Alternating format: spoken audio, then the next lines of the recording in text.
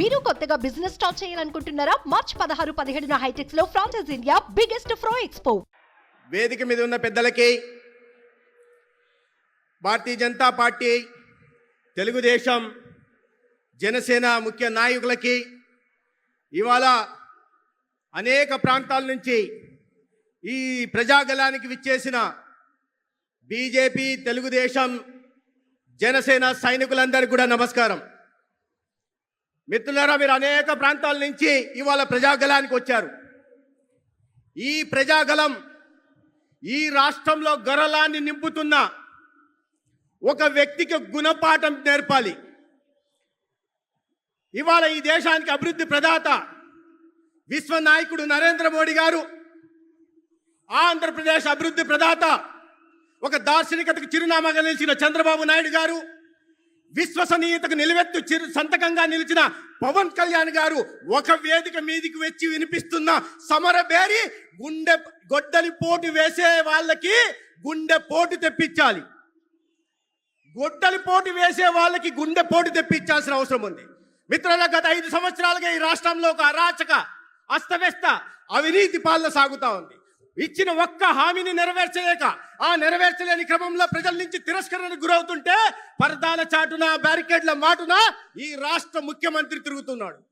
ఒక్క హామీ నెరవేర్చకుండా అబద్ధాల మీద అబద్ధాలు చెబుతూ నేను అవి చేశాను, ఇవి చేశానని ఒక అబద్ధాలు కోరిని మనం ఈ రాష్ట్రంలో ముఖ్యమంత్రిగా చూస్తున్నాం. పవర్ స్టార్ పవన్ కళ్యాణ్ గారి సినిమాలో ఒక సినిమా ఉంటుంది, దాంట్లో అబద్ధాలు చెప్తే చెట్ల ఆకులు రాలుతుంటాయి. ఆ సినిమా పేరేంటి? అత్తారింటికి దారేది. ఆ సినిమాలో బ్రహ్మానందం గారు ఒక చెట్టు కిందికి వెళ్ళి అబద్ధాలు చెప్తుంటే ఆకులు రాలుతుంటాయి. పాపం బ్రహ్మానందం గారి పాత్ర ఒక చెట్టు కింద ఆకులు మాత్రమే రాలుస్తుంది. ఈ రాష్ట్రంలో ముఖ్యమంత్రిగా ఉంటున్న ఒక అబద్ధాల కోరు ఇవాళ ఆ చెట్టు కింద నిలబెట్టి ఒక్క నిమిషం మాట్లాడిస్తే ఆ చెట్టు మోడు వారిపోతుంది. నల్లబడి అడవులకు పంపించి 5 నిమిషాలు మాట్లాడిస్తే ఆకులు కాదు కదా, మోడి వారపడం కాక పూకటి వేలతో సహా చెట్లు కూలిపోయే ఒక అబద్ధాల కోరి ఈ రాష్ట్రానికి ముఖ్యమంత్రిగా ఉన్నాడు. అవునా కాదా? అవునా కాదా? ఇవాళ మీరు ఈ రాష్ట్రానికి యువశక్తికి ప్రతినిధులు. అబద్ధాల కోరి రాష్ట్రం నుంచి తరిమి కొట్టాలా వద్దా? అమరావతిని విచ్ఛిన్నం చేసి రైతులకు నయ వంచనకు పాల్పడి ఈ రాష్ట్రానికి రాజధాని లేకుండా చేసిన ఒక అభివృద్ధి నిరోధకుని శంకరగిరి మాన్యాలు పట్టించాలా వద్దా? దళితుల మీద దాడులు చేస్తూ, బడుగు వర్గాల మీద దాడులు చేస్తూ, దళితుల శవాలను డోరువలు తెరవలు చేస్తున్న ఒక దళిత బడుగు బలహీన వర్గాల వ్యతిరేకిని ఈ రాష్ట్రం నుంచి తరిమి కొట్టాలా వద్దా?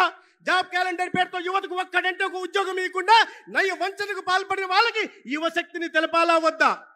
మిత్రులారా, ఇవాళ నరేంద్ర మోడీ గారి నాయకత్వంలో దేశంలో ఒక వికసిత భారత్ నిర్మించుకోవాల్సి ఉంది.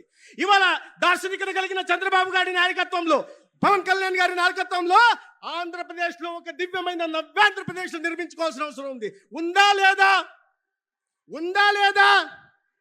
అటువంటప్పుడు ఒక్కసారి మీరందరూ నాతో కలిపి ఒక్కసారి గొంతు కలపండి. భారత్ మాతాకి, భారత్ మాతాకి, బీజేపీ, టీడీపీ, జనసేన.